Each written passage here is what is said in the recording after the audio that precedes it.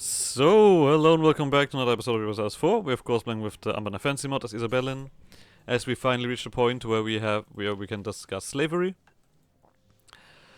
Slavery has stood as a contradiction at the heart of Isobelin since the first orc stepped onto the auction blocks. Founded on the principle of all enjoying rights to life and liberty, the city's commercial heart beats with the blood of those bound in chains.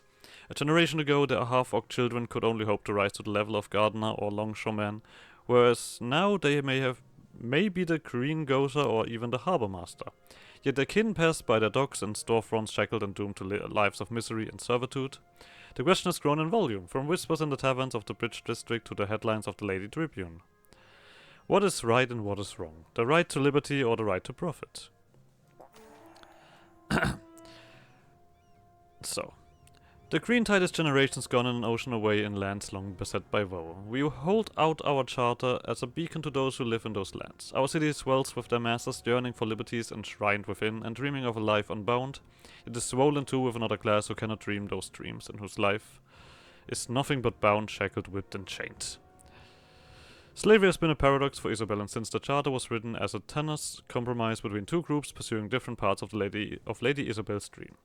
Those dreaming of vast fortunes saw the trade in and labor of enslaved orcs as the key to their wealth. Those dreaming of living in liberty could not help but see the orcs, despite their reputation as people just like them.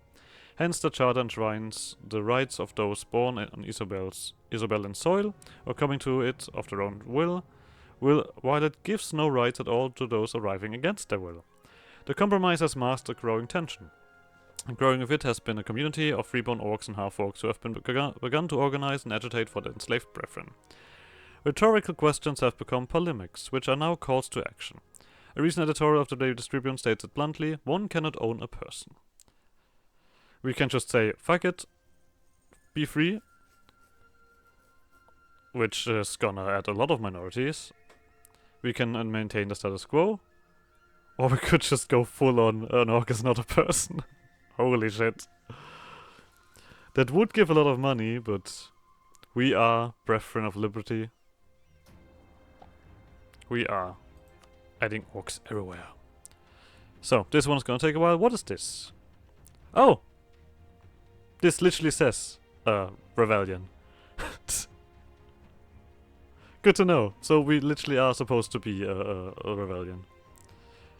Well, I guess we did that correctly then. Where was I? Yes, taxes. No, wait. This is what we're doing. And we're just about above the numbers. Good to know. We do have a bit of stuff to improve. Let's not forget that. We also have this stuff to do.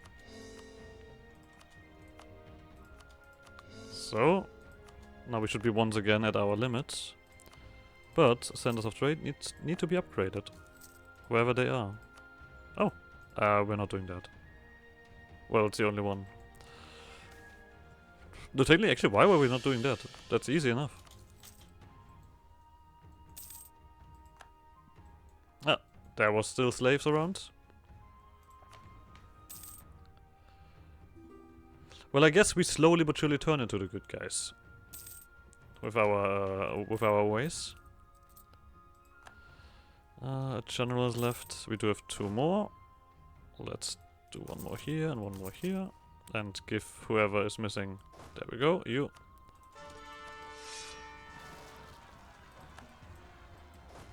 Tell him to stop that. And I want to quickly check. There we go, we've reached that 60, but now we are missing that trade efficiency. We currently have 45% trade efficiency. That is definitely not enough. The traders don't do that anyway, no.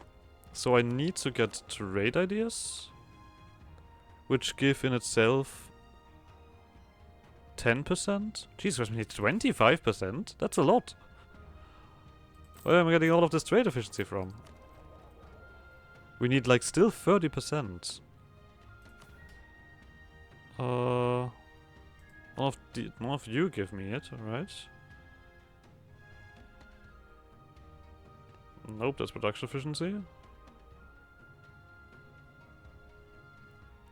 We could have had this to the expansion privileges.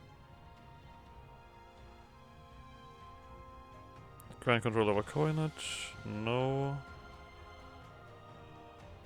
Economic freedom. That's also just provincial trade power. But I feel like that's actually what we want. Monopoly rights. Nope. Financial demand. Nope. Nope. But the was it economic freedom? This gives a lot of trade power. I think we actually should have probably put that one in. See, the expansion privileges, which should also probably be somewhat valuable. Screw it, here you go.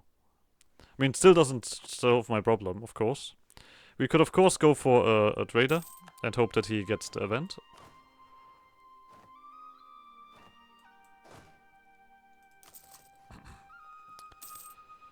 We are at least pushing this one up. We could also go further here. I mean, it doesn't change anything about my trade efficiency, so let's actually get you guys to 20. And I guess we should probably get the transport ships up at some point. That also makes sense.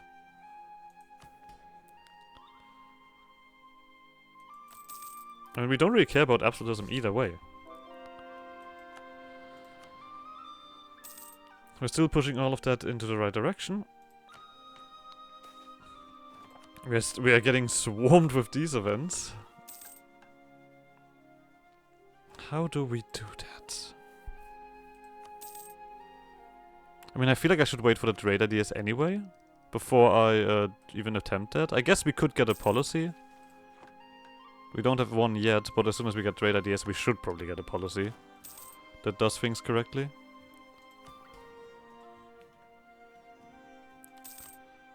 So, we could go for universities now everywhere, but I feel like I want to kind of get this one in order to be definitely on our side. Governing capacity is, yeah, at its limit, so we cannot really jump. We also are far enough away from Empire that this doesn't really do anything. Actually, it's fairly decent up there. Not gonna lie. You don't give me anything, do you? No. I assume that the mages also don't do anything. We could get the mages onto state. Why shouldn't we? I have no reason. I mean, I guess... Yeah, you know what. State-controlled mages. You guys... I don't think we have anything here, but I will take a look around. Just to decide. We could have done enforced unity of faith for a while. I would of course do the tolerance a little bit down, but we would at least get everyone converted, and then when things switch over. Yeah, you know what? Who cares? We are not gonna do the religious culture. I think we could do development of temples. Yeah. Clerical education, nope, I don't want that. Institutionalized clergy, no. Right of the nations, also not. Protected burials, okay. It's actually rare that I do all of these things, I usually just ignore it. I mean, I think I'm alright with spending... no wait, we're spending admin. I actually want Diplo. For other stuff.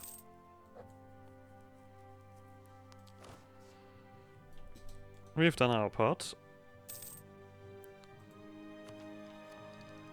So... Of course we still need that, but that is not technically necessary. We just want... trade efficiency now. That's still gonna be like 10 years. So we guess we're gonna be stuck 10 years here until we get to this stuff. Ruinous core. Put some privateers there, I guess.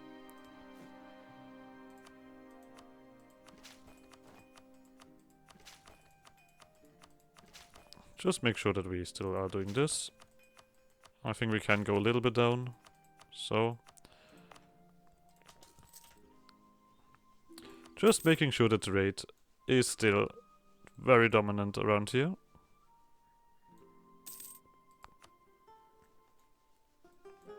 Lovely.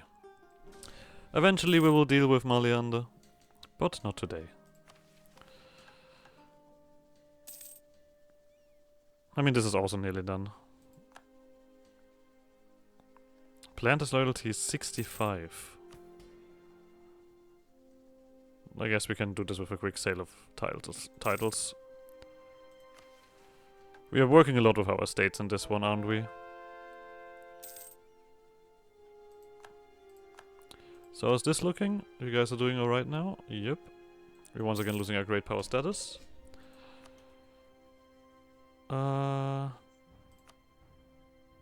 This one. And I guess the Sporeland gap as well. And we're gonna continue on with the manufactories, so that these guys are definitely done. No. You're not doing any autonomy.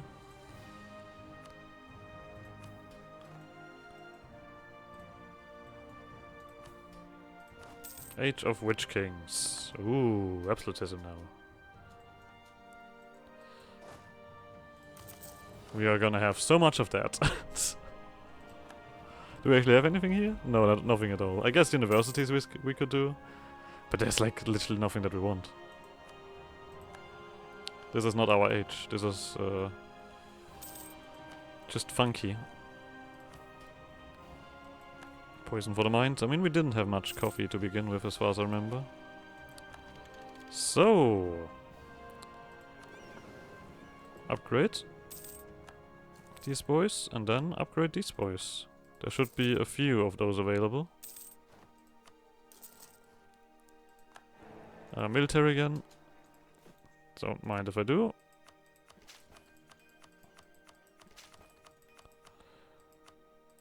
Our nation is absolutely amazing. Can't do much about that. I guess this should also, yep. Organize that. So this army is also done. And I guess... I mean, 35 seems reasonable. We're gonna then also do the thingy. We're still having a boat being made, yeah. Cap Derjak. Cape Derjak, not Cap. We're not German around here, sadly enough. And I will not attempt to talk in a New York accent. I wouldn't even be completely sure how a New York accent sounds like. So, you guys are back up to 90, lovely.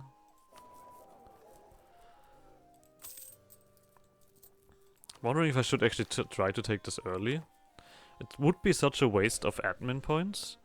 But we are deving admin, so I guess the discussion can be had in in a lot of ways. To be precise.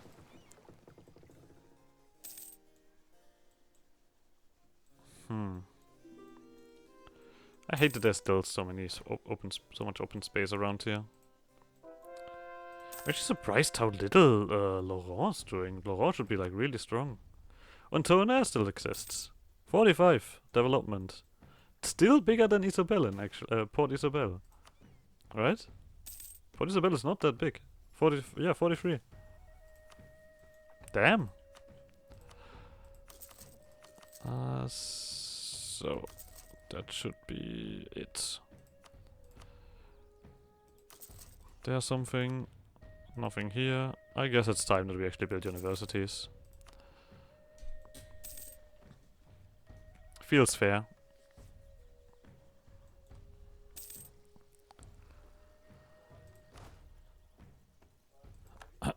So, the boats are also coming upwards.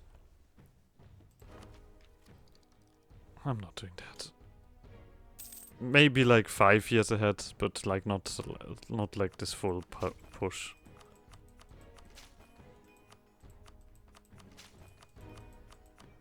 And we're gonna do one more.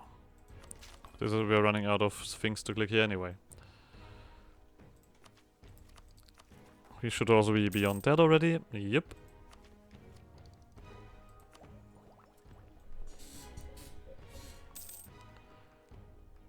Oh, I guess that would also help. You getting trade efficiency, but I don't think I can reach that fast enough. Oh, wait. Oh, wait, what happened? Oh, ahead of time. Okay, yeah. Idiot. Whatever. We did it! No one can deny that our city is the financial capital of Alantir. Letters of credit and foreign coinage of every sort of change change hands in our market stalls and back offices at a dizzying pace, and stocks and loans are issued nearly as fast as they can be put to paper. Like a raging river, this commercial chaos should be channeled into a more manageable and productive form, from which all can profit, a single stock exchange, magnificent to behold, in a place of honor at the head of Tower Street. So we get a stock exchange and we get 20% rate steering. Lovely. 5 wards, 1 city. The island, the port, Yerkmut, Smallmouth, Drasilden. Although each has had their own municipal history and identity, they have steadily grown together over the decades. These petty bureaucratic differences must be swept aside. The 5 wards are each fingers of one hand, to be opened to the world or closed into a fist. We get just government reform. So, we need to either Runesi. That's this one. We either need 20% rate or 15% privateer. Let's see what we can achieve with our boys here. Do I do this? No. So if we would protect trade in the Rune Sea, that is at a loss, but we'll see how much trade power we get.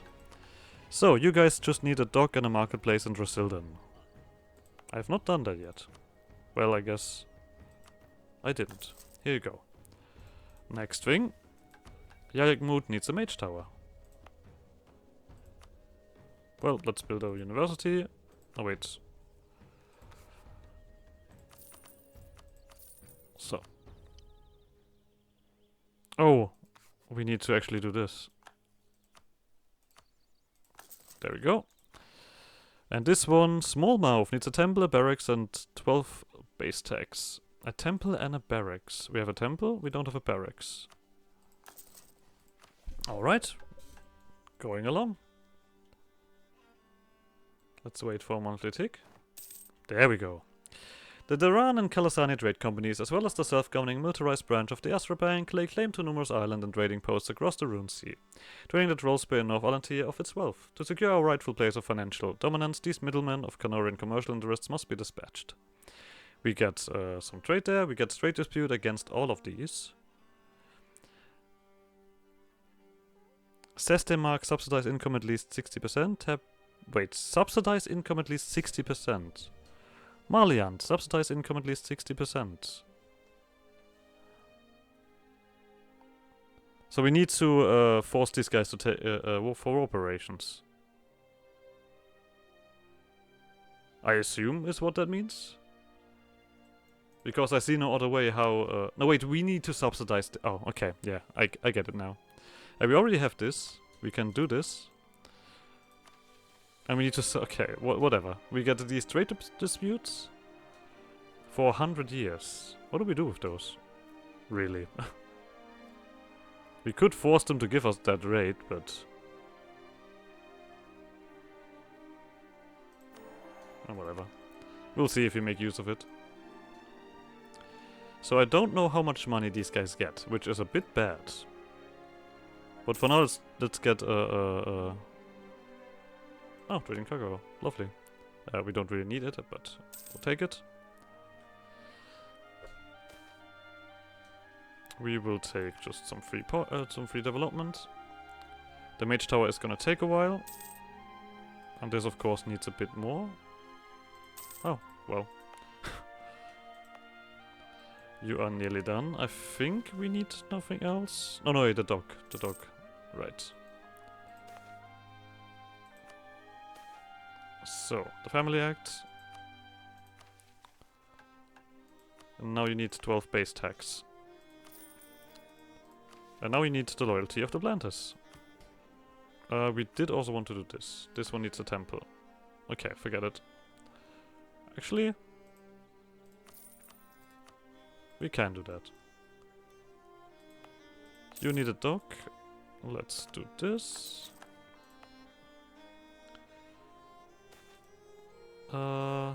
Halflings are already fully tolerated. No need to spend anything extra. You need a temple. So, this place has everything. Just need to plant this up there. I just wanted to actually do this so I can just call in summon diet. I don't need to sell ground land. I don't need... Oh, I guess I take it. Alright, you guys. Go away. So this one is alright. This one is basically happening. Have at least 3 local goods produced. Well, we don't have that. We need more base... Oh, okay. I see why we don't have that. There we go. Let's make it 4. This one was still the rectorate influence, yeah. So the spy networks need to still grow up. We're not taking that yet. So I guess we don't even need to rush anything, like I've wanted to at first. Also, I'm currently saving up for the thingy here. In the meantime, we will do like smaller things, but I want to get the big boy now. Alright. Let's not forget this stuff.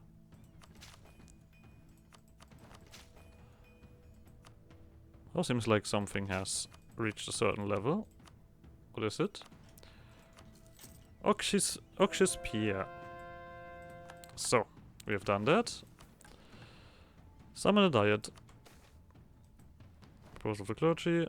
Manufactory. I think we're gonna be immediately right with this, right? Yeah. So, the Rex. Isobelin's halflings, like all of the denizens in our city, are hustlers and thrivers.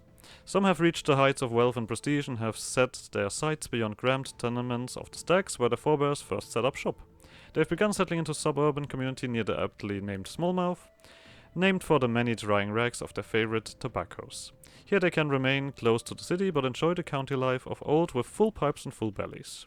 We should ensure that the rags remain tied to the city proper so the taxable wealth does not get squirreled away in their hidey holes. We lose 100 mill power, tobacco will be produced, and they get a plantation. And they get halflings. Lovely. So we just wait for this building to be finished, right? And for this building to be finished. Then we can go for the Rising City. Which needs Isobel Island at 5... Oh! Alright. We need 50 absolutism. Okay. Yeah, I did not know that. Oh boy. I mean, the right of council and supremacy can all bugger off. This doesn't help me. This doesn't help me. We need 50 absolutism. That's stupid. I will see. How much do we have at the moment now? 24. That's nearly not enough. We need to change the organization of the adventurers. Definitely.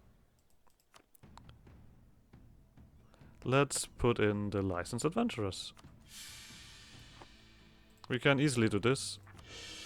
Which puts us up to 32. Now let's see where we have missed absolutism. Because I remember there being absolutism somewhere around here.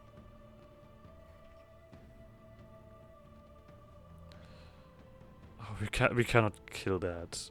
Anyway, yeah, that doesn't even give absolutism. This one also shouldn't give absolutism, right? No, this is all just straight. Devolution of power. This also doesn't give absolutism. This one gives. Well, what else do we have? I think there was another one. Citizenry. This one just gives reputation. Was it further up? This doesn't really do anything, right? This stuff doesn't happen that early. No.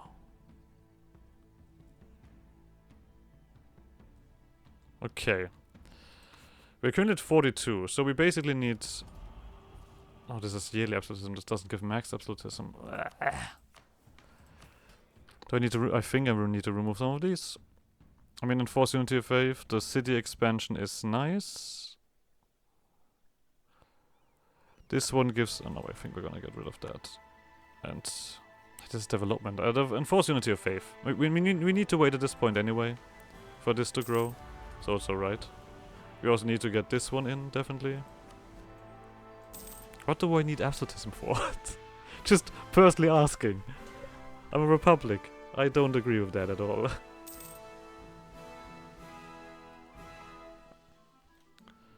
Alright, how are we looking here? So we can just go for this. Let's also make sure the army looks the part. Is this the last episode of this? No, we actually have another full episode to do. Let's go, boys. This is fun. This is a lot of fun. I love it. So we have enough stuff going on here. I would like to wait. I mean, the bad thing is I don't know what their kind of income is, right? I would just go with like, fuck it, let's give them 50, which is gonna annihilate my income, but it should be more than enough, right? 50? That even feels like far too much. Actually, wait, can we not just look? Wait, ledger, country.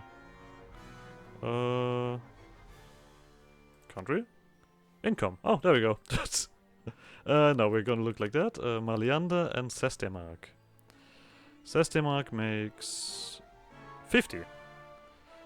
We need 60%, so like 30 should be enough. We're gonna go for 35. And Maliander should be a lot weaker on the economy. Yeah, okay. Let's give subsidization. We give them 12 for 10 years. Is that what I want? It is not.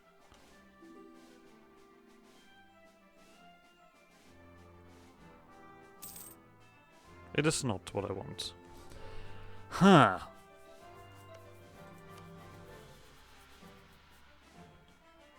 Do I need more? Or or is this just... This is the income.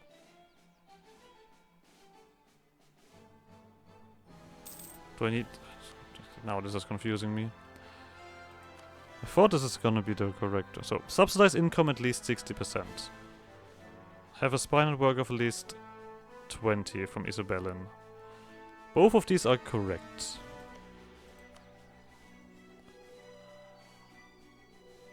And this is subsidies, no matter how you look at it.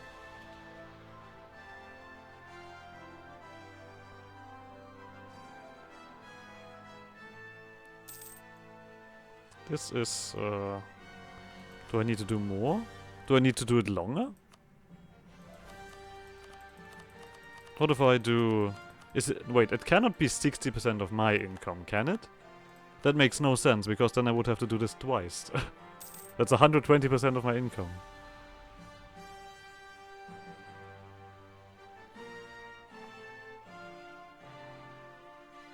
I don't think that's it. Okay, whatever. Goblin event. Goblins have lived in Isobelin in small numbers since the first Ascani orcs were bought and sold, thrown into auctions as amusing little oddities. 3 goblins formed an insular community in the worst tenements of the Bridge District, friendless and fending for themselves. This changed with the arrival of cartel agents from Bayvik. Respected as cutthroat traders, sometimes quite literally, these city goblins took the rapidly urbanizing Port Isobel, many choosing to settle permanently as volunteer-based representatives of Bayvik cartels. Their neighborhood, an unusual stretch of waterfront in the lower district, earned the tongue-in-cheek name Argoncost and Coast, for their small size and great numbers, and to poke fun at Isobelin's competition for greatest city in the world. They soon went into business for themselves, giving the pursued goblins of Mysticado a run for the money as the richest of their kind west of the Lament. The Argoncost cartels distinguished themselves in 2 ways. First, their chief commercial activity was not in manufacturing or trading in physical goods. Instead, they were some of the most successful stockbrokers on the Tower Street, specializing in high-risk, high-reward ventures, amassing huge fortunes one day and losing them the next. Second, they exemplified the melting pot of Isobelin. Common goblin from Esgarn and Exodus goblins from Bulvar joined with their city goblin kin in their relentless pursuit of profit. We get goblins. Yeah. There they are. I assume that we'd wait. Makes the world go round if there's a center of gravity.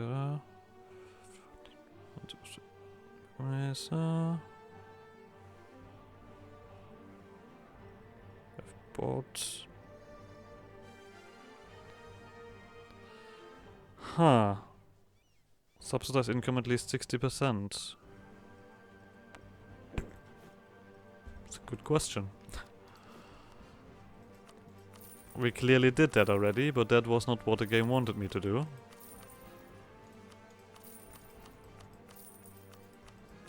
I'll just throw a bit of development around. And this time actually will end on time. So like always, like survival shenanigans, I guess see you guys next episode. Bye!